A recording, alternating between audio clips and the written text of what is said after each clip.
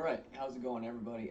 It's been a while since I've been around. I just got stuck moving and schoolwork and some other stuff going on in my personal life, so that's why I haven't been posting. But figured I'd come back and give you guys a little bit of info. It's been talked about a little bit lately. Some people selling some cards that they think are misprints, and they're just not. So we're going to go over what a misprint is, what a miscut is, and what a factory defect is, and how they differ, and some examples of each one. So we're going to start off, we're going to go with misprints first. And these can range from having the wrong rarity on a card, such as a card being secret rare when it's supposed to be super rare, or some other variation of that. Card having the wrong name printed on it, like say it's got last term printed on it, it's Guy the Fierce Knight. I'll put up pictures over here for you guys to kind of see. Cards with the wrong border.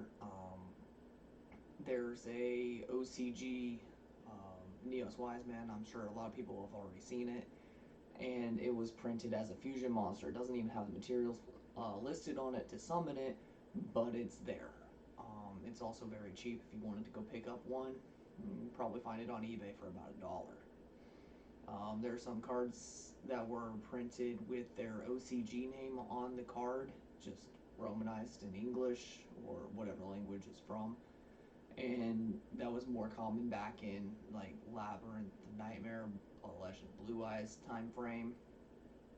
And a good example of that is, say, Trial of Nightmare was originally printed as Trial of Hell.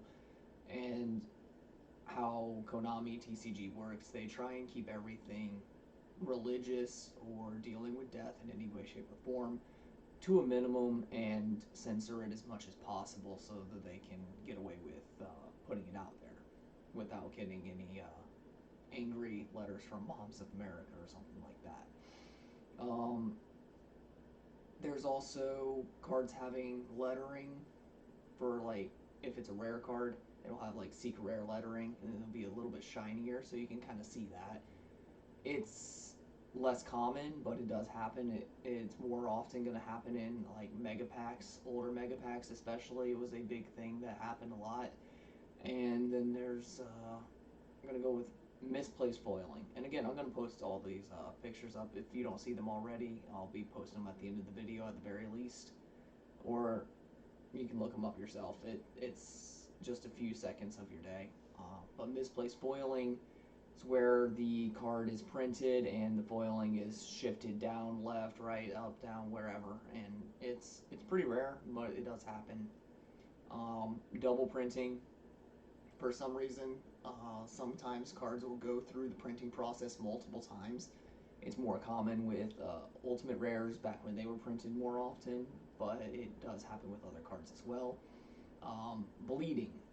So if the machine has too much ink in it, it'll occasionally print a little bit and the ink will bleed a bit. In the opposite case, you'll have missing ink, where the card will print and it'll just be missing a certain area. And it was, again, pretty common in older cards. It's not so much common anymore, but if you do find them, then people might be willing to pick them up off of you. It's pretty rare to see, but it does happen. And then last but not least, for the misprint section, we're going to talk about faded cards. Now, faded cards often get faked because it's the easiest to fake. If you just leave a card out in the sun, a lot of times that card will start to lose color and it'll make it look like it was faded, but there's a difference, and you can tell very easily if you look at the card. You get a magnifying glass, microscope, something along those lines, something to zoom in on it, and you look at it, and the last little bit of color to go in any card will be blue. So if you look at it, it has a blue tint to it still, but all the other colors are gone. It was sun bleached, not a faded card. Faded cards are, again, pretty rare, so you won't really see them very often. It just happens when the printer runs out of a certain color of ink, since most printers run on either the color ink or the black ink together. And if one of those runs out and they don't notice it in time, then that one will possibly get through. Alright, so our next little bit that we're going to talk about is miscuts. Now, most people will look at a card and it has like a little bit extra border on one side and a little bit less of a border on the other side. That is not a miscut. As far as collectors are concerned, that is not a miscut. You will not get any extra money off of that, and getting any money off of a miscut is normally pretty rare. But for a card to be counted as a miscut for a collector, it needs to contain multiple cards, multiple visible cards on the picture. So either cut at the bottom and like see about half of it or something like that, or even more cards. There are some times where you'll see 4 cards on one card, and it's just because when the machine was set up, it was set up improperly. And it's not the fault of the workers, obviously. It's just, you know, human error happens, and you just kind of you deal with it. There's also instances of the boards being miscut, like we have slightly rounded edges, sometimes they don't get rounded. Stuff like that, they're rare, but it happens. So that basically covers all of miscuts. There's not too much to talk about. They are not worth anything most of the time, but they exist, and people do like to try and get their hands on them here and there. Alright, so the last thing that we're going to cover is factory defects. Factory defects are where there's an error in the packaging or printing process that basically has nothing to do with the ink. It has to do with the stamping or something along those lines of the cards, or like I said, the packaging. So we're going to go over the packaging part first. Crimping is the easiest one to go over. We'll go over it very quickly.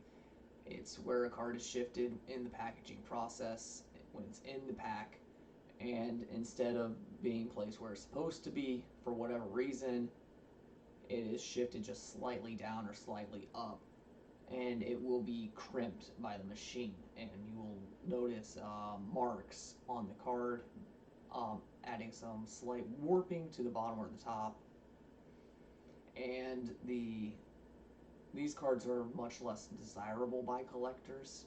No one really wants them. They don't look that good, and it's just something that you would put in your binder just to say, hey, I got this, it's cool.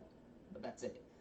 The next thing is test cards. Test cards are what they use to check ink levels on printers and make sure that they are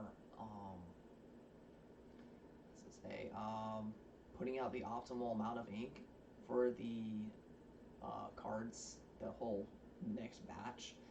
And just, they can come in secrets, supers, ultras technically, if you really want to count them as such, and rares, commons, whatever. However they can be printed, they will be printed, they will just not have any lettering on them, so you can't really consider them as ultras or rares, but they do exist. Whatever sheet that they were on for whatever card type, all cards are printed as that rarity in that single sheet from what I've gathered, so you'll see those all together at once. They are highly sought after. They're more often looked at as a more valuable card. I've seen them go over $10 easily. You can kind of find them on eBay. They're not too hard to find, but they are, again, more pricey than most other defects.